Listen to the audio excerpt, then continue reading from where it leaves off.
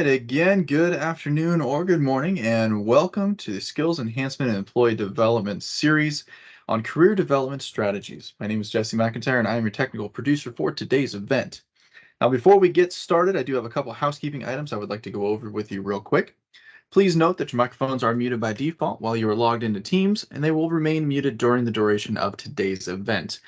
If live captioning is enabled in Teams, to turn that on, locate language and speech. It is between the More button, the camera and the apps button. Go and click on More and select Turn on Live Captions, select English, and click Confirm. For any assistance during the event, please utilize the chat feature to contact me, Jesse McIntyre, directly in Teams. And finally, please let us know what you think by using the survey link that will be provided at the end of today's event. It will be a QR code that will work on any government-furnished equipment, and it will also provide a link in the chat for you to click on at the end of today's session. Now, without further ado, I would love to introduce our fantastic facilitator and host for today's event, Miss Moira Shaughnessy. Miss Shaughnessy, the floor is yours. Thank you so much, Jesse. Hello, hello. And I love seeing how many friends we have online with us today. Hi, everyone. I hope you got here a few minutes early so you could enjoy some of that music that Jesse was sharing with us. I suspect I was not the only one dancing in my chair. I don't think I was. That's what I have to say about that. So good afternoon. Good afternoon, Deanne. Yes, my name is Moira Shaughnessy. I'm a Learning Management Officer in the Leadership Development Directorate here in Human Capital Services. I'm located in beautiful Washington, D.C., and I love talking career development strategies. So let's dive right in. So just an overview. Well, what are we going to talk about in this next hour? We're going to be talking about the value of the IDP. Now, I get a lot of people who say to me, well, Mara, I don't do an IDP because my supervisor doesn't say it's a requirement, to which I say, uh, you know, our supervisors don't insist that we eat healthy or get plenty of exercise and plenty of sleep, but we do it anyways.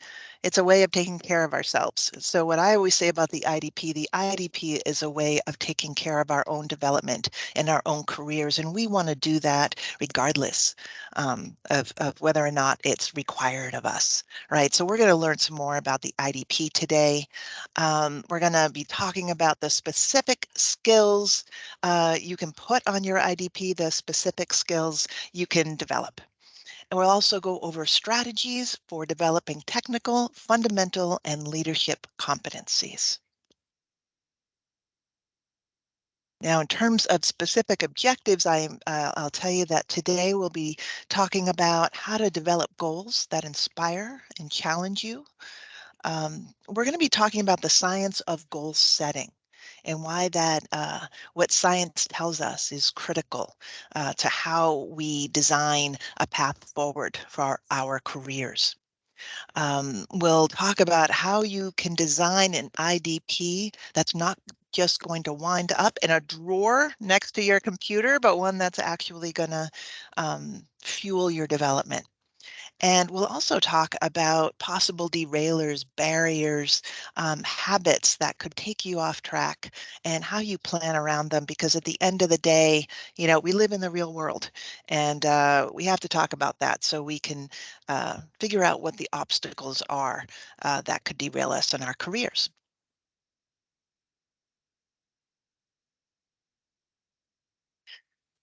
So, why do we need strategies? What are we talking about here? So here you can see this lovely person saying, this year I'm going to get healthy, save money, communicate better. What does that sound like to you all?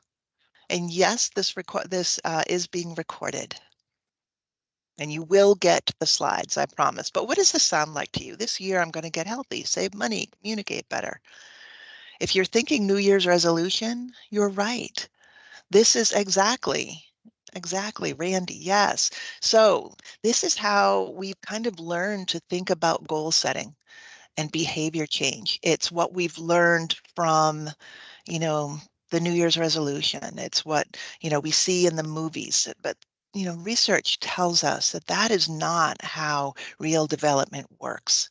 There's actually kind of a science behind goal setting and um, reaching our goals and objectives. There's a real science to that. There's a structure that we need to we need to put in place if we want to move forward. And we need that kind of structure because if we don't have it, we do think about our goals and as we think about New Year's resolutions.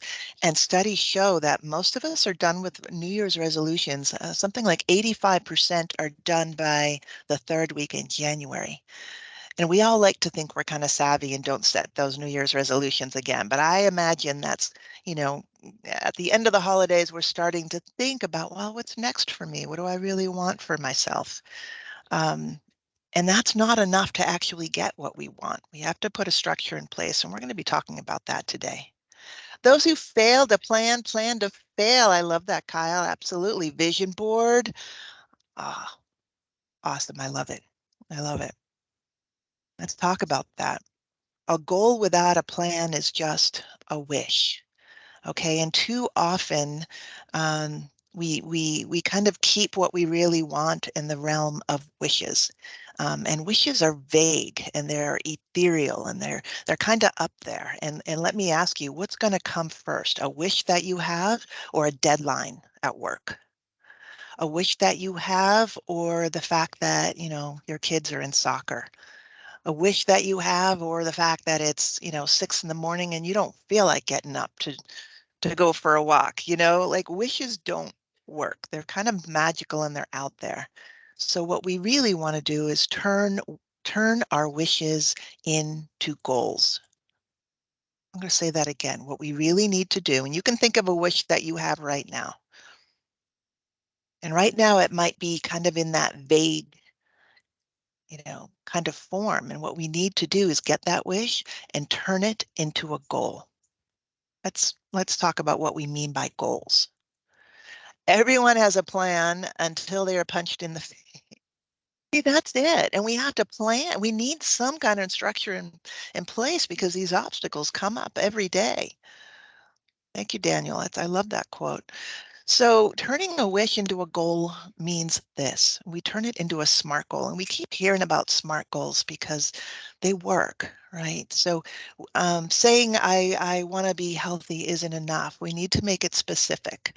So what does healthy look like to you? Does it mean that you know how to walk a 5K? Does it mean that you're getting your cholesterol down, that you're losing 10 pounds? What does it mean to you? We need to turn a big grand wish into something very specific. It also has to be meaningful. So, stuff comes up and we lose our motivation. And the way around that is to make sure that you understand why this goal is so important to you. Why is it so meaningful? The third thing that we need to do with our wishes is to turn them into SMART goals is that we need to make sure that they're action oriented. And what I mean by that is you understand with this large goal that you have, what are the next 3 steps you're going to take, right? So we need to take these big wishes, turn them into goals, and break them down into action steps. They have to be action oriented. They have to be realistic and timely. And what I mean by timely is, someday doesn't cut it. We need some real deadlines. So when we can turn our wishes into something that's specific, meaningful, action-oriented, realistic, and timely, they have a much better shot of actually being able to be achieved.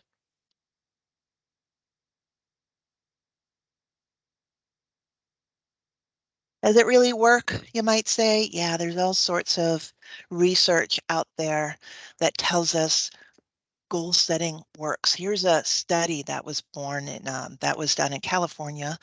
um, Edwin Locke and Gary Latham study on goal setting. And so they had about 250 people and they broke them up into groups.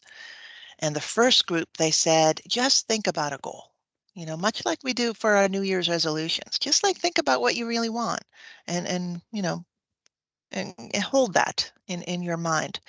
Only 6 to 8% of the people who did that with their goal actually achieved the goal. So the next group, they said, oh, go ahead and think about what you want, but also write it down. There's something about writing it down. So that group did that. 25 to 30% of the people who wrote down their goal were able to achieve it. Now, the third group, they said, okay, really define that goal clearly, write it down, and then share it with other people. 55 to 60%. And I know we don't like to hear that because we tend to be very independent, so many of us high performers, right? But they don't go it alone. They share it with somebody. 55 to 60% of those who wrote it down and then shared it with others achieved that goal.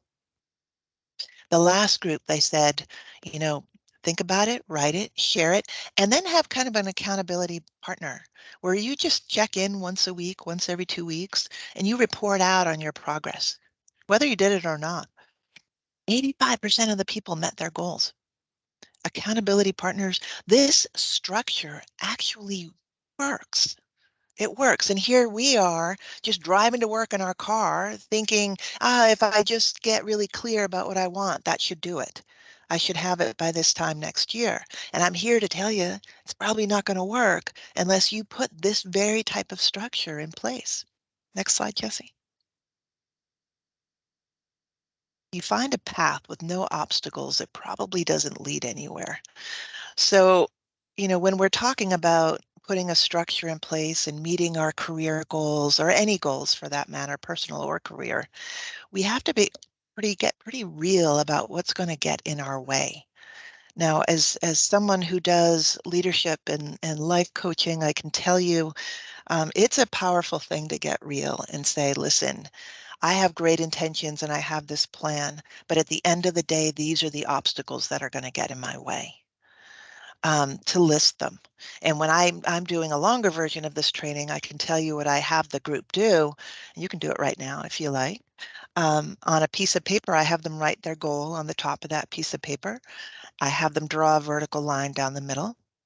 And then I say on the left side, I want you to write the words internal obstacles. And on the right side of that piece of paper, I want you to write the word external obstacles. And we're going to talk about and think about all the things that are going to get in the way of you getting to that next step in your career or in your life. And so the things that people list for external obstacles are things like, I'm busy with my family, with my church, I don't have the time, I don't have the money to do what I need to do, I don't have the expertise, that type of thing, right? And then in terms of internal obstacles, which people often don't like to think about, but it's real and what stops us, often we won't talk about it. Usually we like to talk about, I can't do it because I don't have enough support, something like that. The internal obstacles are things like, I lack confidence. What if I fail? Or maybe you're one who procrastinates. Like one day I want to do that, but then you don't take, you're a procrastinator. You don't take extra steps, right? This is very common. We all have these kind of internal habits, these fears, these worries, and they stop us from moving forward because often we don't take the time to name them. You name it to tame it is what I often hear my coaching friends say. You have to write down, you have to figure out what's going to get in your way as you move forward in your career. Often I hear people who are trying to move from um, a subject matter expert into a first line supervisor. What stops them is, their fear. Maybe I wouldn't be good at it. Maybe that's just not who I am.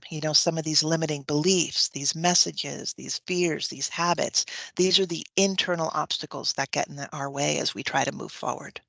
Yeah, Kate, it is the worst and it's real, right? We all kind of have these negative, so many of us have these negative internal voices that are stopping us from moving forward. But we have to identify it, name it to tame it.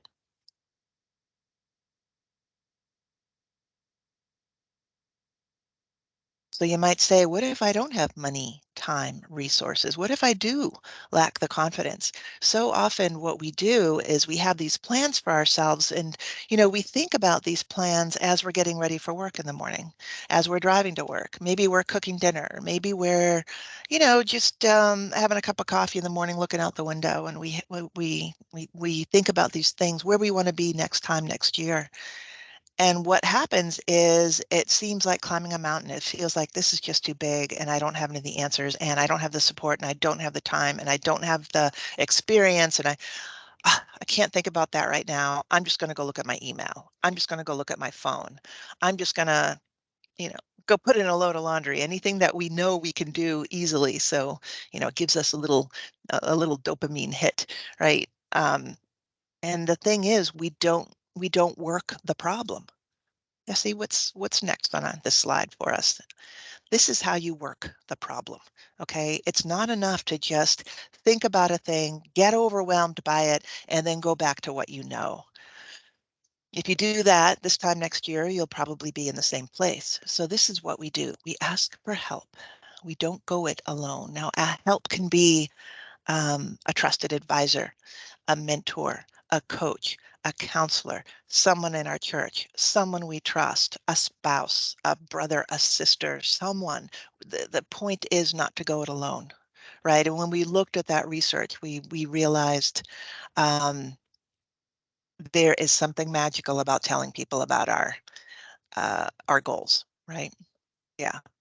Commit to creative problem solving. So as a leadership coach and a life coach, I can tell you that people come to me, people come to me and say, "Hey, you know what? I tried that and it didn't work. So I guess that's off the table for me, Mara." And then I ask them, "Well, what kind of problem solving activities did you do?" And they were like, "What do you mean?" Like, "Well, did you sit down, put it on your calendar, sit down with a cup of coffee, a tablet, and really work out some of your thoughts on this and really start working the problem?" And a lot of people don't do that. They just say, "Well, I thought about it and I don't know what to do." We need a more structured approach, and we need to commit to problem solving. People often don't search for opportunities. What I find often is people coming to me saying, "My supervisor doesn't give me any opportunities." And the thing about that is, first of all, then they become supervisors and they were like, "Oh my gosh, Mara, I had no idea how busy they are. Now I know." Yeah, supervisors are busy. We have to search for our own opportunities and we have to make our own opportunities. And that's an important point because too often I have people coming to me saying, "Well, there's just no opportunities here." We have to make the opportunities and don't give up. Sometimes people say to me, "I tried that, Mara, it didn't work." And I say, "Well, how long did you try it?" "Well, I put like a full day into it." And it takes longer. Don't give up and commit to a structure, just like the structure that we talked about earlier. So that's what we do with derailers and obstacles. Next slide, Jesse. So what does all this have to do with an IDP, you might ask? Um, the IDP is the structure we put in place and we use to create something different in our careers, to develop the skills, to get to the next level. This is standard form 4692. You can even Google it, SF 4692. What I recommend is that people print this and get their thoughts down on it. And then you can go in and do an electronic IDP in our TMS. But just for wrapping your head around what you want to do in the upcoming year, I suggest kind of printing it out and doing some brainstorming first. Now, when you look at this IDP, and you think about what the research tells us, you can see why an IDP is so powerful, right? Because you're thinking about your goals, you're actually writing them down, you're breaking them up into steps, and with you're sharing them with your supervisor who can serve as an accountability buddy, right? Very helpful. Next slide, Jesse. So on this IDP, we're going to start with the goals, short-term goals, long-term goals. Your short-term goals on your IDP, they should be pretty specific. Long-term goals, it's okay if they're not quite as specific, but your short-term goals should be more specific in nature. And that's where you start. Stephen Covey says, start with the end in mind. That's why it's not enough to just say, "Yeah, I get a basic sense of where I want to go. Let's start putting TMS courses on my IDP." That's not a powerful use of your IDP. You really want to give some thought as to your goals. Next slide. So how do you think about what you put? what you make of those goals. You do a bit of an assessment. You figure out where are you in your career journey. So if you just got a new job, you don't want to immediately be thinking about, how you're going to continue to jump up through the ranks. That first year of yours, you want to really learn the technical aspect of that new job. Say you've already been there for a while. The next one of your goals should be becoming the go-to person, becoming so good at what you do that you can't be ignored. I think that was the title of a book at one point. Now, maybe you've done that. Maybe you're the go-to person. You've been there a while and you're starting to get a little bored and you're starting to figure out, geez, I've been doing this for a while and I could use something new. Keep that in mind when it comes time to do your IDP, because there's lots of ways you can start getting new energy into your career again. You can use your IDP to do that. Another thing you can do when you're looking at those short and long-term goals, another thing you can think about is what other jobs are out there. I know some people who look on USA Jobs just to get a sense of, what do I want to do 3 to 4 years down the road? Typically, when we think about USA Jobs, it's getting a new job now, but you can use USA Jobs to figure out what skills do I need to develop to move, you know, if I'm going to get to where I want to be in 3 to 4 years. You can also do things like 360-degree assessments where, that's getting feedback from your peers and your leaders. And they tell you, hey, you know what? Here's some things you can work on. That's really good information to have when you're developing your IDP. Be so good they can't ignore you, attributed to Steve Martin. I think there's also a book out there called that title, but I don't know. That's interesting. All right. And then there's also conversations with your supervisor. And people always say, oh, my supervisor's so busy. Ask your supervisor for a half-hour meeting and start talking about the goals that you're going to put on your IDP. Okay, next slide, Jesse. It's key. Talking to your supervisor about this stuff is key. So they'll help you establish goals. They can help you identify opportunities like stretch assignments. Stretch assignments is when you're taking on a new assignment to learn some skills. Often I hear people say, well, my supervisor doesn't allow details. This is not a detail. This is taking on something for your team that's going to help you learn a new skill. That's called a stretch assignment. An important conversation to have with your supervisor is about that. They can help you identify training. They can help you. You might even say, who can I talk to about this? Who does this kind of thing that I'm interested in? They have a network that is unlike yours, it might be, and they can recommend people. So my point here is please talk to your supervisor about the goals that you want to put on your IDP.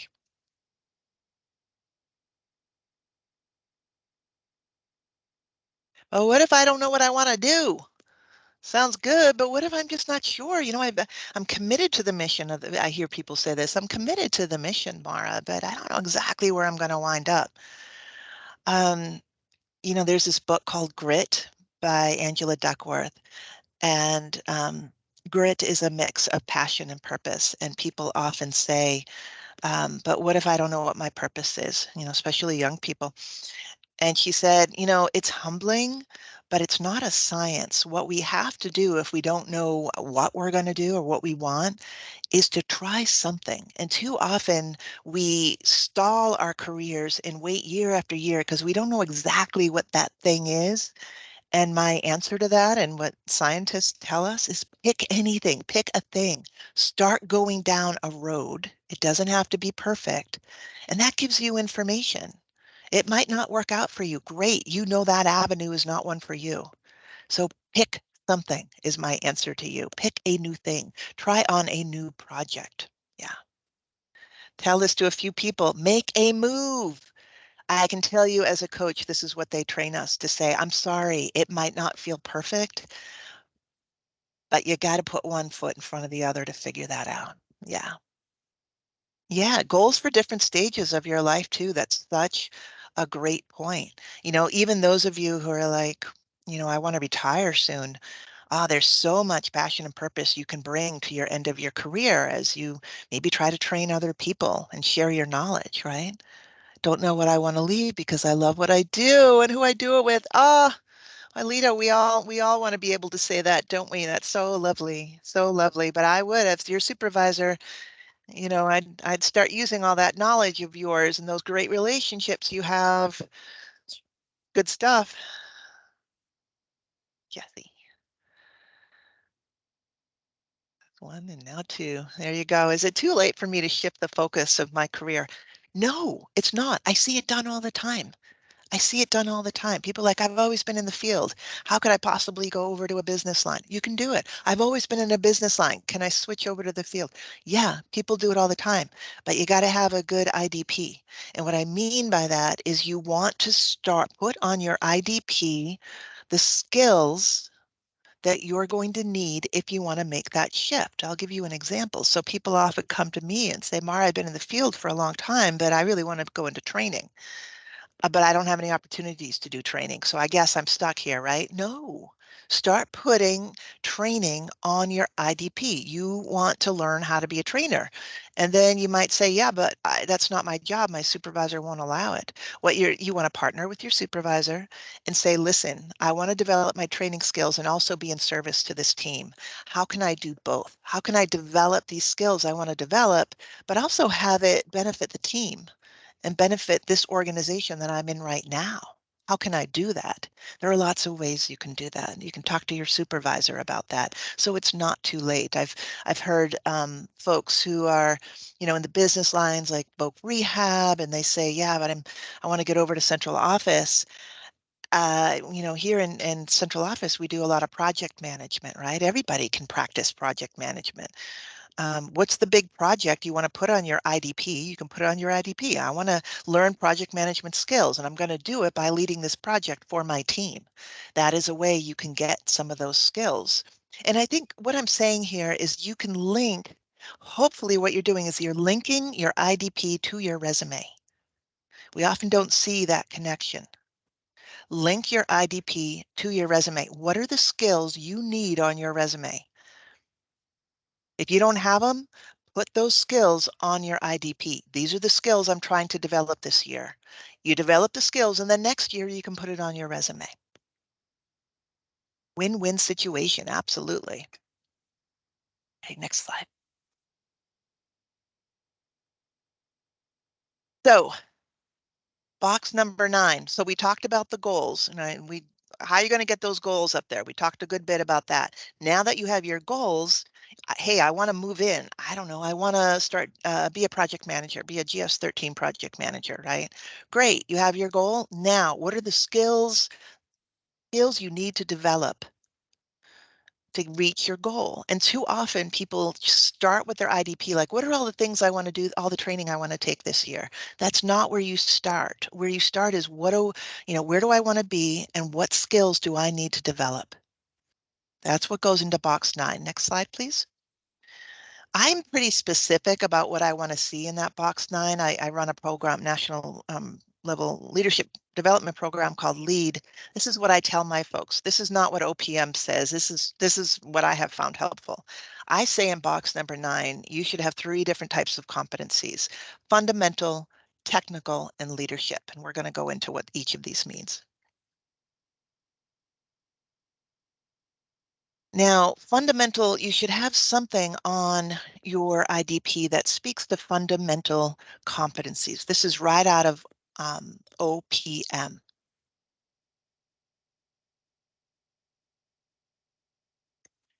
If you Google fundamental competencies, OPM, this is what comes up. So the skills that you want to develop this year, you should have at least one of them that align to a fundamental competency: interpersonal skills, communication skills, public service motivation. Too often I see people saying, I've been trying to get ahead a long time and nobody will hire me and I can't move forward and I don't know why. So often it's because no one has told them, because it's a hard thing to say to someone. You need to work on your fundamental competencies. You need to work on your interpersonal skills. You need to work on your business writing. You need to work on your confidence. Too often it's a really hard thing to say to somebody. So if you're stuck and you don't know why, take a good long look at these fundamental competencies. Next slide. Is there an optimum number of short-term goals and long-term goals that one should develop for an IDP? Um, I, you know, depends on your personality. I would say if you are a person and you have felt stuck for a long time, pick one. Seriously. What is the one thing you can do this year that you can look back on and say you're proud of? What is the one thing you want to learn this year? I would get so simple and so focused. Too often we have like all these grand goals and then we just don't achieve any of them. So I'm a big believer in getting really, really focused. Yes, it is available after this session. Okay. So technical mastery. So you want, as we said, you want to have something in that box 9, you want something related to fundamental competencies. Maybe you want to work on your public speaking skills. Maybe you want to work on your writing skills. Maybe you want to, get yourself a mentor or coach to work on your confidence. You know, those are fundamental competencies.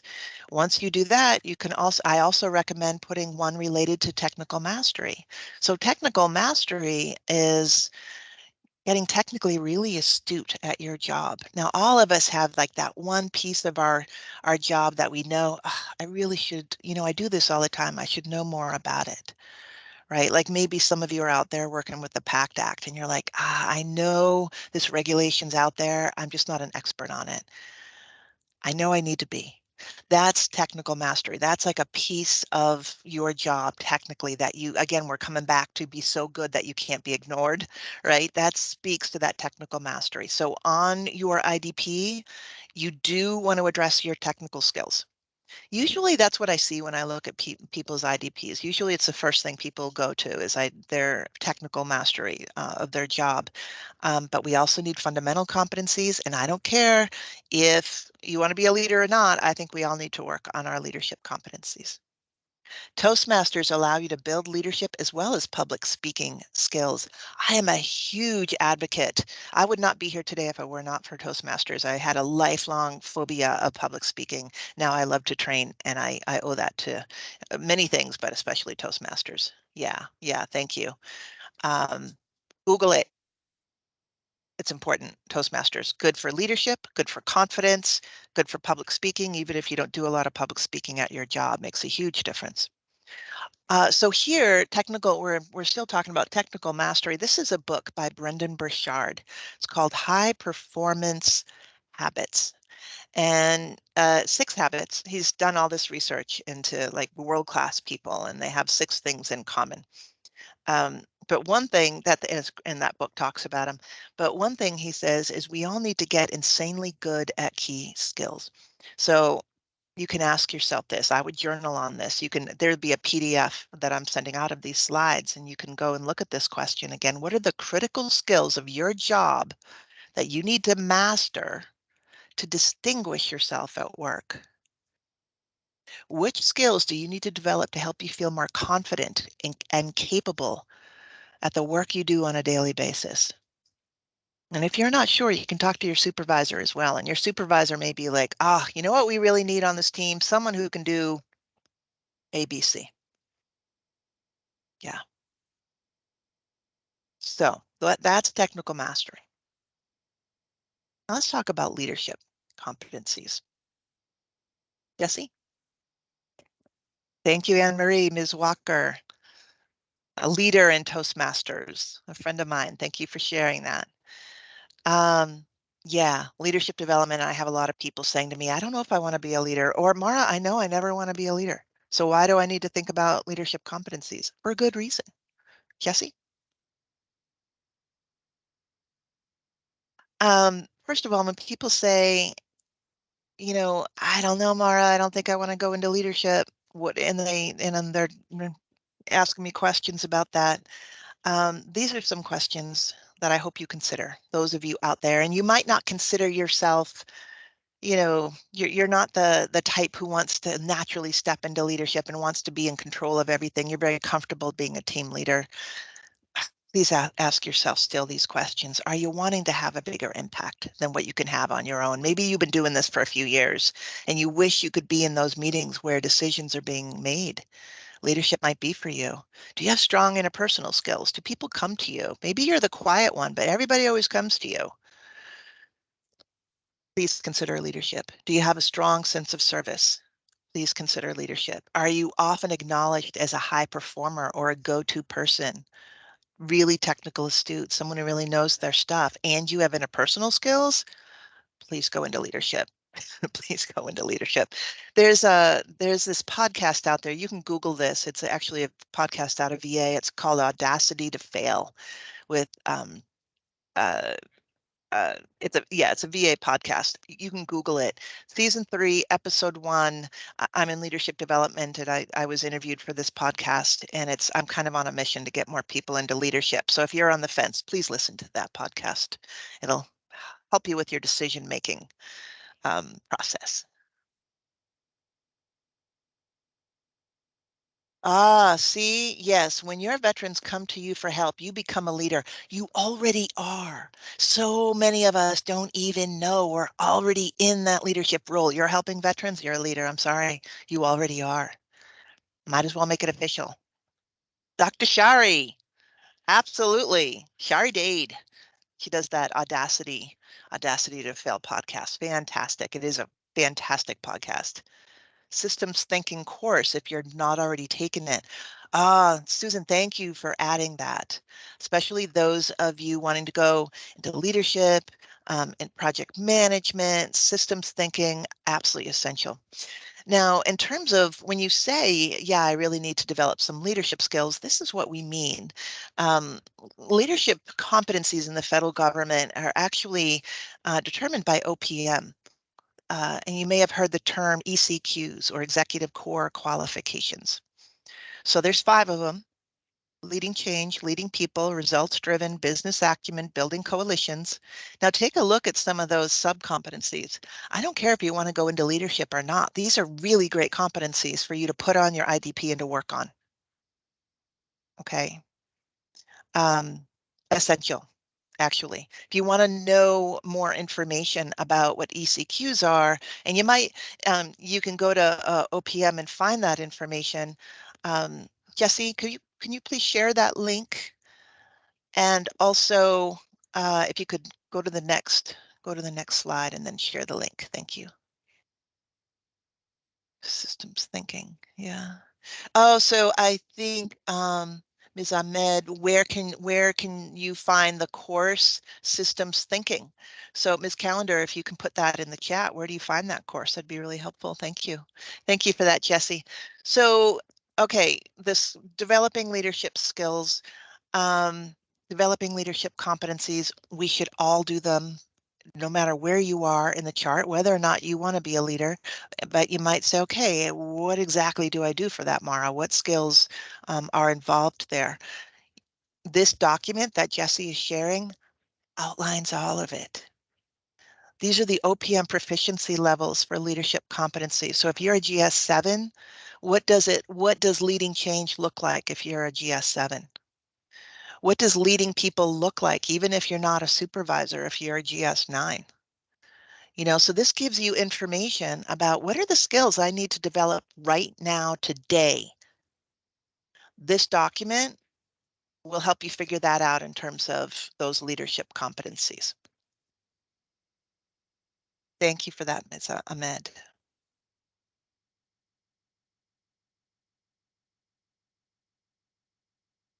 Okay, so developmental activities. We talked a lot about what to put in box number 9. What skills are going to get you to your goals? Technical skills, fundamental competencies like interpersonal skills, and leadership competencies. We just talked about those 3, box number 9. So now we know what skills we need to develop. So you're like, great, Mara, I know how to figure out what skills I'm going to develop, but how do I develop them? Because my organization will not pay thousands of dollars for me to go to training. I can't get a detail. What am I going to do? Don't fill up your IDP with TMS courses. TMS is great, love Skillsoft, love that all, but you want a lot more on there. So right now we're going to talk about how are you going to develop that skill? That's box number 10. What do you do? Lots of stuff. So many of us think formal training is the only thing that should go on our IDP. Take a look at this. All of these activities, formal training, learning from experts, on-the-job training, external activities. These are all the things that you want to put on in box number 10 of your IDP. You don't want to just fill it up with formal training. Well, the one that I think is so important is on-the-job training. So this is when you go to your supervisor and say, listen, I'm trying to develop these skills. How can I develop them while still being in service to this team? What's a stretch assignment I can do? And when you do that stretch assignment, you get that experience. Then you can put it on your resume. Then you can put it on an application to a national level leadership development program. So important. But what I want you to take from this slide is that you want to do a lot more than just formal training, a lot more than just details.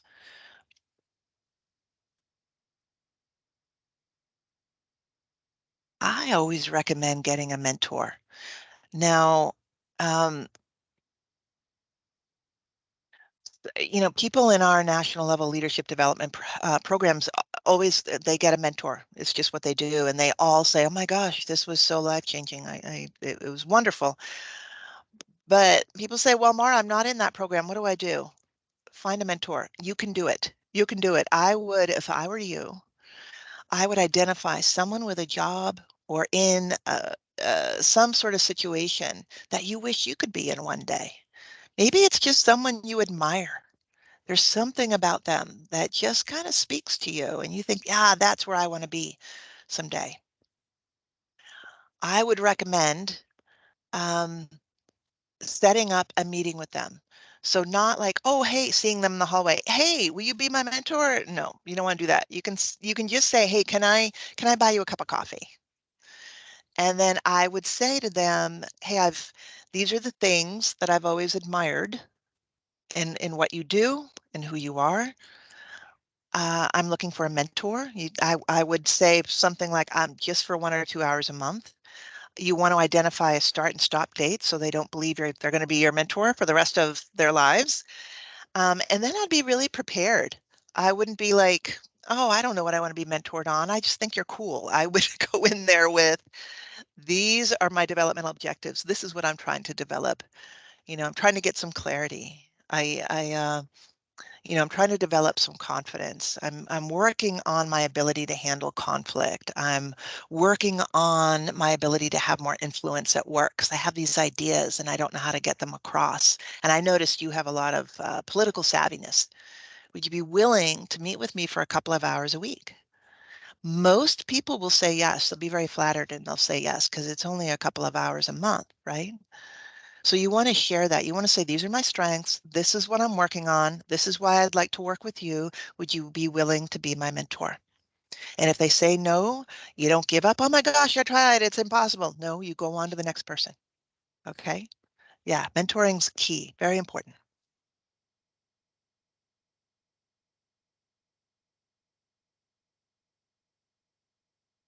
So in terms of what to put in that box number 10, what are the developmental activities? That might not be formal training. That might not be TMS courses. What do you put to develop those skills that you wrote down in box 9? How are you going to develop them? These are the types of activities you can do. Develop a project plan. Maybe your team wants to produce a thing, right? Or maybe you're putting on an offsite or something, some kind of project, and you're trying to strengthen your project management skills because you can use project management throughout the federal government, wherever you go, right? Then on your IDP, I would say the skill you want to develop is project management. The activity you're going to do to develop those skills is develop a project plan. Ask your supervisor, is there a project? I'm going to develop a plan. And can I get some feedback on it after I develop it? This is a great developmental activity. Maybe your activity is research and interpret new policy because you want to be the go-to person on a particular policy. Put it on your IDP. I'm going to research and interpret a new policy.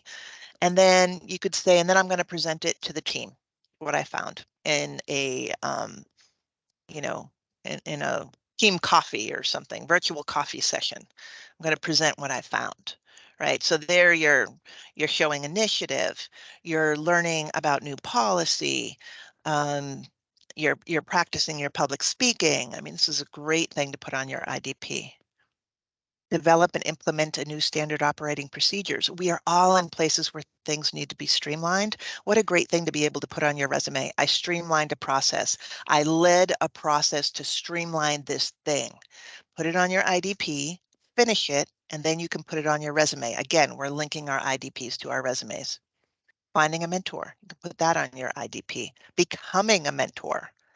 What a wonderful thing to put on your IDP. Shadowing an expert. So in our programs in LEAD and ELP, we have usually it's a 2-day shadowing assignment. You could do a shadowing assignment in one morning. You could put it on your IDP. For 3 hours, I'm going to go shadow a coach. I'm going to go shadow a management analyst up in the director's office. I'm going to shadow them. I'm going to ask them, what's it like a day in the life of a management analyst? I'm going to shadow them for 3 hours and have them kind of walk me through what they do. It's also a great networking opportunity, right? And you're getting your face out there and people are starting to see you as a high performer because you're out there working on your skills. Reverse shadowing is if like you're a new leader and you're over a team and you haven't done that kind of work before, but now you're over the team and you might feel a little shy, like, geez, they're experts, I'm not. What do I do? Go shadow somebody for a day. What's it like to be a VSR, right? The LEAD program is the reason I came to HR. Ah, I love to hear that. National level leadership development programs, they're very competitive. The time to prepare for those things is not the month that the application is due. Go to your supervisor now and say, next year, I want to get into ELP, LEAD, LEAP, ADDP. Can you help me get into a national level leadership development program? I'm very interested in that. I want to do networking. I want to see opportunities. I want to get visibility. How do I do it? Talk to your supervisor, talk to people in your organization who has been through them. Yeah. Yeah. Okay. Streamline a process, right? Do a 1-day shadowing assignment, conduct an informational interview. You might find somebody in your area. You say, hey, can I talk to you about what you do? That's a great thing. Maybe you want to know more about a veteran service organization that you don't know. You can put it on your IDP. I'm going to go over to this veteran service organization, figure out what they do, and develop a contact over there.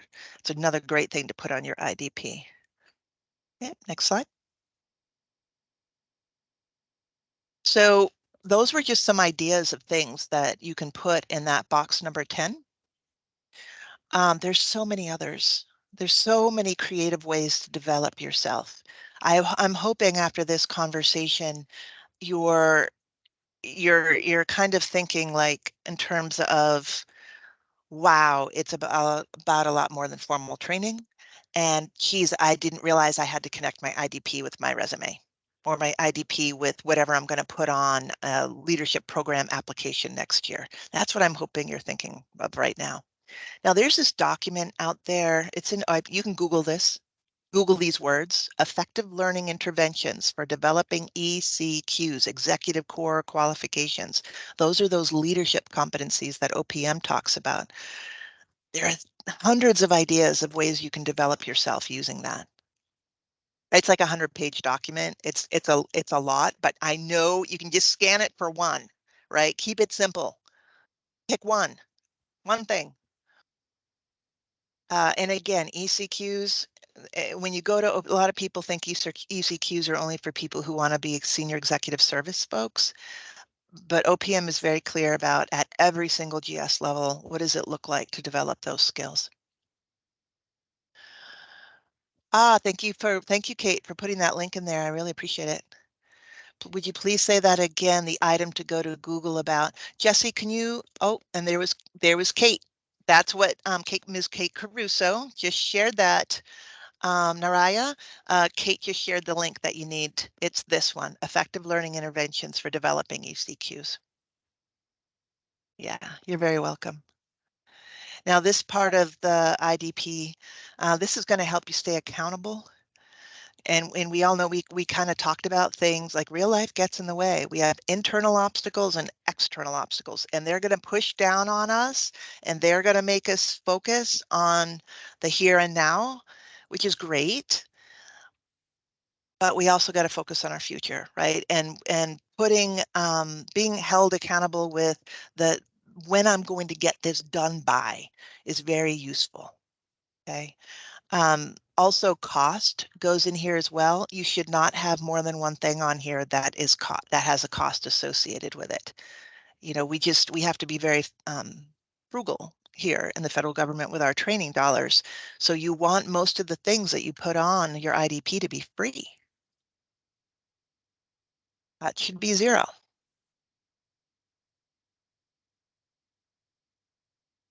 So in summary, not enough to have a grand wish, right? We got to take that wish, bring it down to earth, turn it into a SMART goal, something that's much more specific.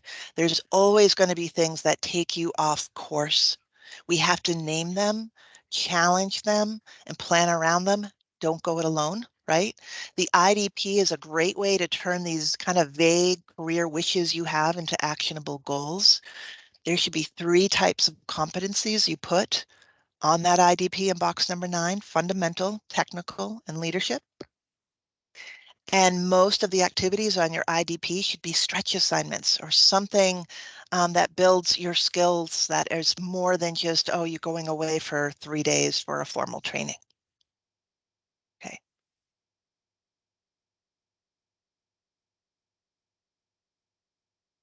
You are the CEO of your own career. What do you want to create?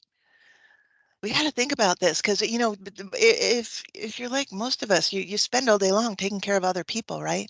I mean, how often do you really spend time sitting about what you want for yourself? What do you want to be different this time next year for you? You might have to take some action, right? You might have to do some planning and put structure in place. Oh, yeah. So please share right now. If you have some really great training that you have taken or opportunities, feel free to share them. I'm seeing some really good ones come through. Oh, Noraya, it's my pleasure. Sure thing. Jesse, next slide, please. So my name is Moira Shaughnessy. I love connecting on LinkedIn. Um, and I have to ask you a favor here. We are going to be sending you an evaluation. Um, we take these very seriously. No, that's not it, Jesse. Please take that one off. Please go back. Thank you. I'm going to be emailing you the evaluation to take. Please take it. Your feedback means the world to us. So I will be emailing that to you along with a PDF of these slides and a link to the recording of this session. So feel free to share it. Um, it's been such a pleasure to be with you all today. And I wish you luck in the upcoming year. And we'll see you next time. Take care, everybody.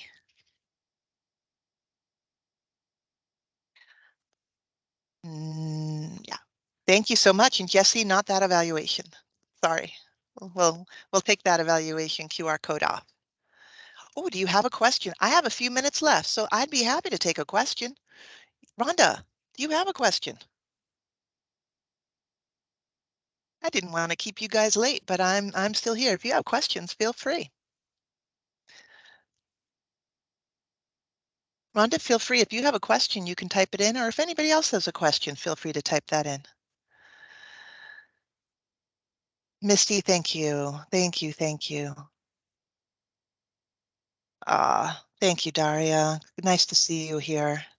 Yes, Patricia, I'm happy to answer a question. I know a lot of you have to leave, but I'm here to answer questions if you'd like. And thank you for all these kind words coming through. Is there an IDP sample that will be sent? Geez, you know, there's so many different positions in VBA. I'd feel bad sending one, but you know, you can email me and I'll see what I can get you. Depending on your job, I'll see what I can get you. Email me and request that, and I'll see what I can get you. Sure thing. Monique, my pleasure. Jennifer Garrett, my pleasure, my pleasure. Any other questions? Okay. All right, everybody. Also, there's a cost associated with shadowing since we are missing work time.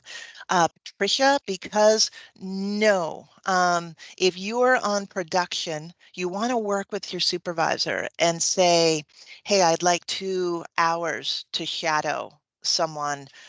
Can that be excluded time, or I would work that out. If you're on production, I'd work that out with your supervisor. Yeah, can this be excluded time or training time? That's why just doing like a 2-hour shadowing assignment is helpful. It's very little time away. Just want the entire recording to watch again. Oh, Vicki, I'm glad. Does the VA have career roadmaps for specific PDs or job roles? Oh, please email me that question. I'm going to research that for you. I have a document that might be useful for you, so please email me, and my email is right there on the screen. How will we be able to get the PowerPoint for the meeting, ma'am? Mr. Rodriguez, I'm going to email everyone who's on this call today, and I'll send it to you. It will also be on our SharePoint site. And I don't want to put Jesse on the site for our SharePoint site, so I'll see if I can do it. I'll get that out there for you, our SharePoint site. Let me put this in the chat right now, and that's where you can find materials, you can find the recording, but I'm also going to email it to you as well. Ah, thank you. Yeah, you joined a little bit late, no problem at all. My pleasure. All right, let me send that off to you. This is the seeds. Yeah, this is the seeds SharePoint website that I just shared. I'm going to be emailing that out to everyone as well. Aisha, my pleasure. Yeah, new to the VA, I wanted to know if I should discuss a periodic appraisal to ensure I'm on the correct path for my annual appraisal. Oh, that is such a great question for your supervisor. I would go right to your supervisor with that. Yep, sure thing, Vicki. You're welcome, my friend Anne Marie. Okay, y'all, I think I'm going to sign off, and Jesse will leave open my email address. And if you have any questions, feel free to write. Take care, everybody. And again, we'll see you next time.